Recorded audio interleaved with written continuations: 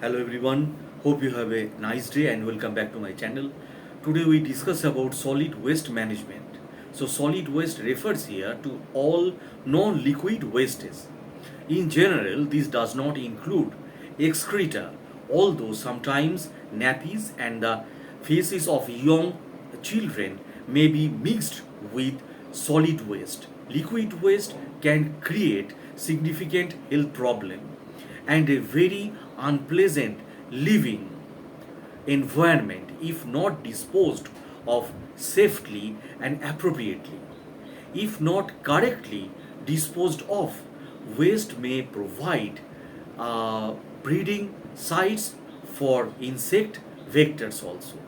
So, uh, pests, snakes, and vermin, that mean rats, that increase the likelihood of disease transmission. So, it may also pollute water sources and the environment also. Now, associated risk disease transmission. So, decomposing organic waste attracts animal. So, vermin and flies. Flies may play a major role in the transmissions of uh, facial oral disease. So, particularly where the domestic waste contains uh, fees, often those of children, and rodents may increase the transmission of disease such as uh, different type of disease and attack snakes to waste heaps. So solid waste may also provide breeding sites for mosquitoes, and mosquitoes of the genus lays eggs etc. in water and store in discarded items such as tins and drums. So these are responsible for the spread of dengue and yellow fever also.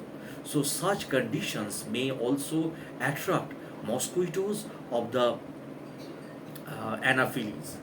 So populations or pollutions, poor management of the collection and disposal of solid waste may lead to pollutions of surface water and groundwater also. So these may cause significant problems if the waste contains toxic substance or if nearby water sources are used for water supplies. Now, where large quantities of dry waste are stored or dropped in hot climates, these may create a fire hazards also. Now, effect on moral. The effect of living in an unhygienic and untidy environment may lead people to become demoralized and less motivated to improve conditions around them. So, waste attracts more waste and leads to less hygienic behavior in general. Now, sources and types of solid waste. Sources of solid waste in most emergency situations, the many sources of solid waste are medical centers, food stores, feeding centers, food distribution points, and slaughter areas, warehouse and agency premises, markets, domestic areas, etc. So, appropriate solid waste management strategies may vary for institutional and communal and domestic sources. So, depending on type and volume of waste. So, waste from medical centers poses specifically health hazards and for this reason is considered separately. So, type and quantity of waste. The type and quality or quantity of waste generated in emergency situations varies greatly. The main factors affecting these are the geographical region, developed or less developed country or region, socio-cultural practices and materials levels among affected populations, uh, seasonal variations affecting type of food availables, the stage of emergency, volume, and composition of waste may change over time, and the packaging of food rations.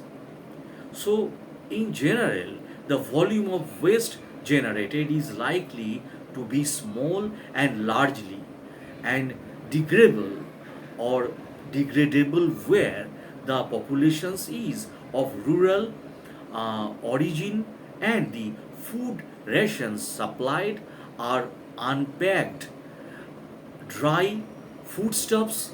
Displaced urban populations are more likely to generate larger volumes of non degradable waste, especially where packaged food rations are provided. Now, guidelines, uh, the organic waste, uh, the now we discuss about the uh, key components of solid waste management. So, first of all, generation, then storage, collection, transportations, and disposal. Now, generation of solid waste is the stage at which materials become valueless to the owner, and since they have no use for them and require them no longer, they wish to get rid of them, and items which may be valueless to one individuals may not necessarily be valueless to another. For example, waste items such as tins and cans may be highly sought after by young children.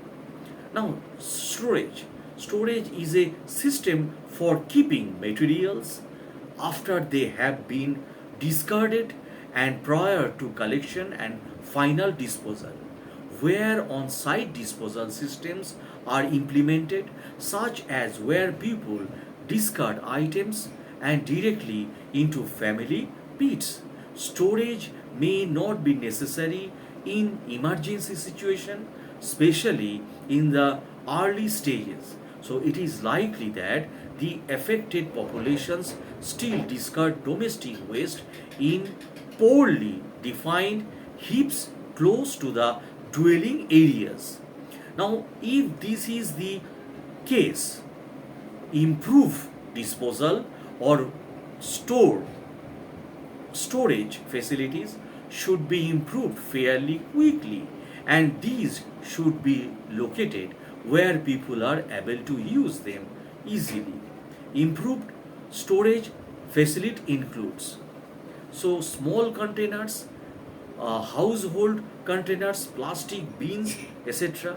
Large containers, that is communal bins, oil drums, etc.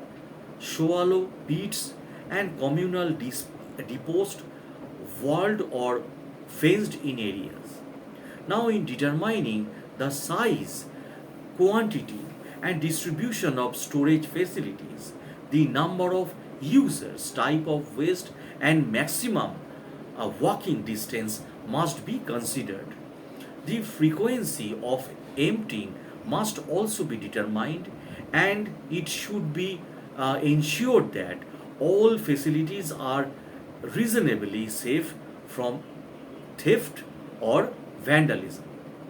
Now, collection simply refers to know to how waste is collected for transportation to the final disposal site. Any collection system should be carefully planned to ensure that storage facilities does not become overloaded. Collection intervals and volumes of collected waste must be estimated carefully. Now, transportation. This is the stage when solid waste is transported to the final disposal site.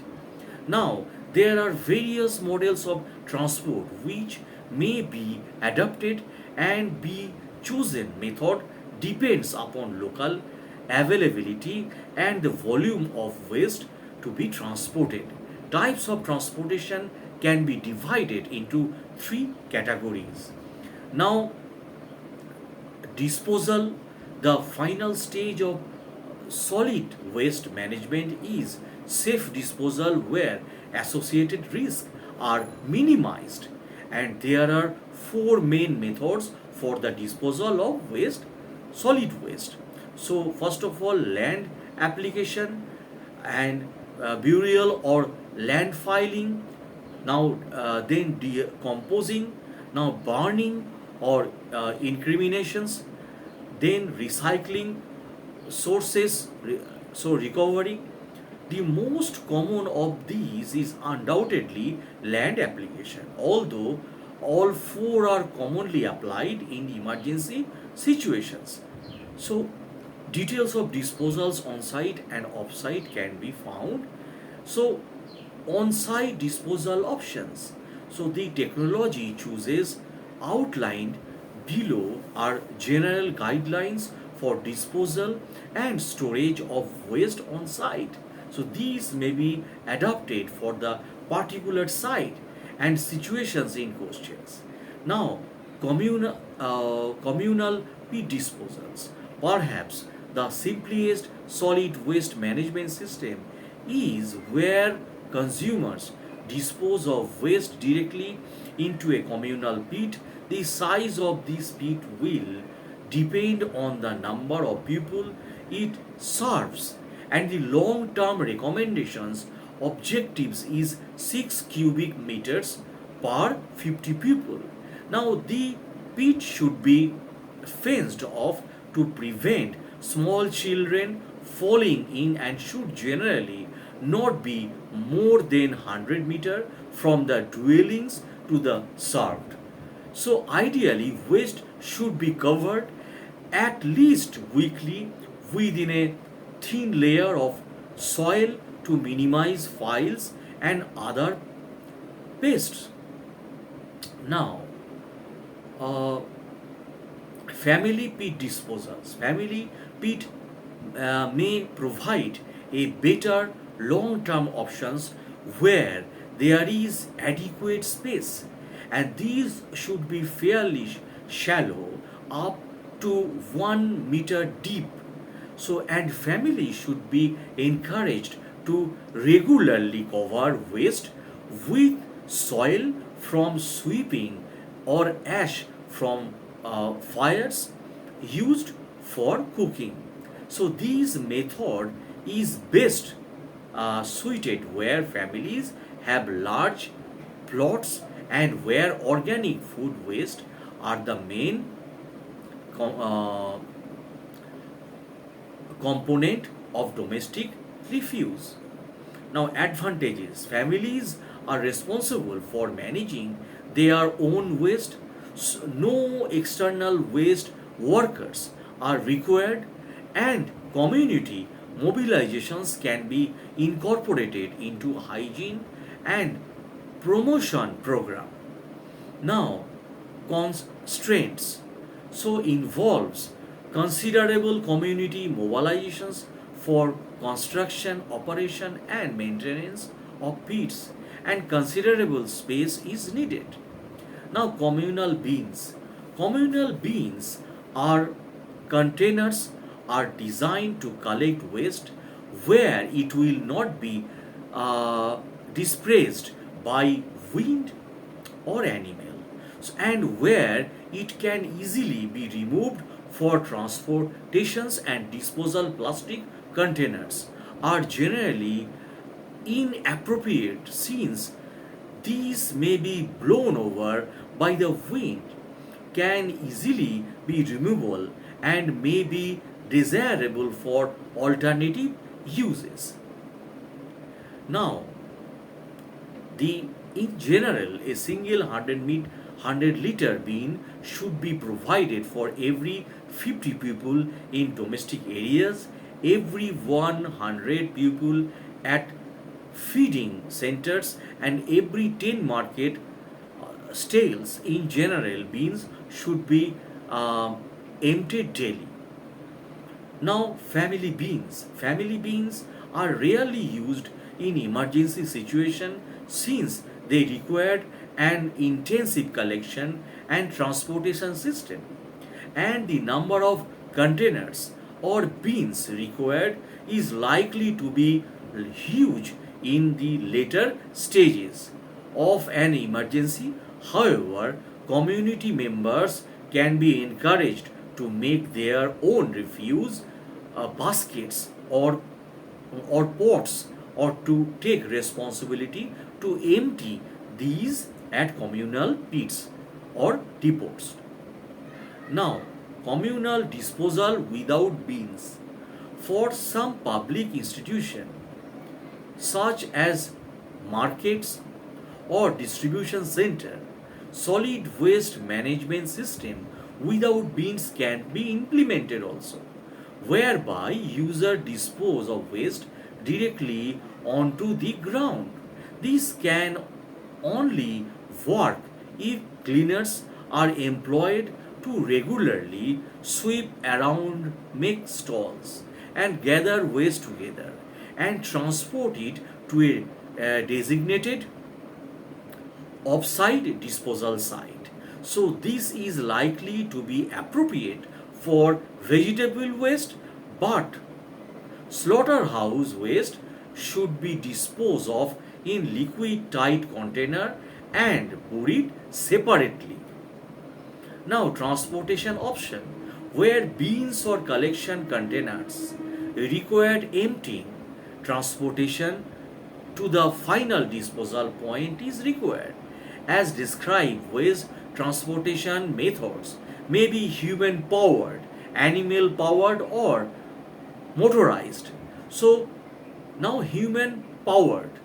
Now, where uh, the ideal for the transportation of waste around small sites such as markets, but are rarely appropriate where waste must be transported considerable distance of site, and hand handcarts provide a better solution for longer distance, since these can carry significantly more waste and can be pushed by more than one person.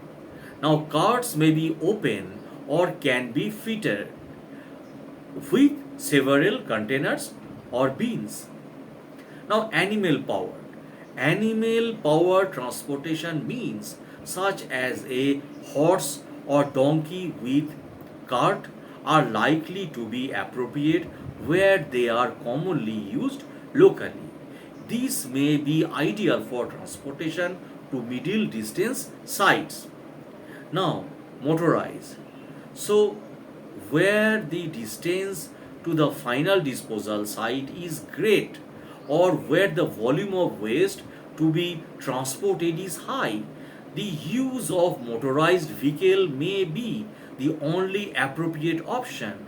Options include tractor and trailer, and standard trunk or a tripper trunk. The final choice depending largely on availability and speed of procurement also. Now, the offsite disposal option, land filing. So once solid waste is transported offsite and it is normally taken to a landfill site. Here the waste is placed in a large excavation pit or trench in the ground, and which is backfilled with excavated soil. Each day waste is tipped. Ideally, about 0.5 meter of soil should cover the deposited refuse at the end of each day to prevent animals from digging up the waste and flies from breeding. Now, uh, incineration, although burning or in incinerations of often used for disposal of combustible waste. This should be generally only take place off site or a considerable distance downwind of dwelling. So boring refuse with within dwelling areas may create a significant smoke or fire hazards. So especially if several fires are lit simultaneously, burning may be used to reduce the volume of waste and may be appropriate where there is limited space for burial or landfill. Waste should be uh, ignited within pits and covered with soil once incinerated. So, in the same manner as landfilling. So, the same constraint for siting landfill sites should be applied here also. So that's the end of the video, my friends. If you like my videos, please subscribe my channel. I need your support, my friends. Thanks a lot for watching.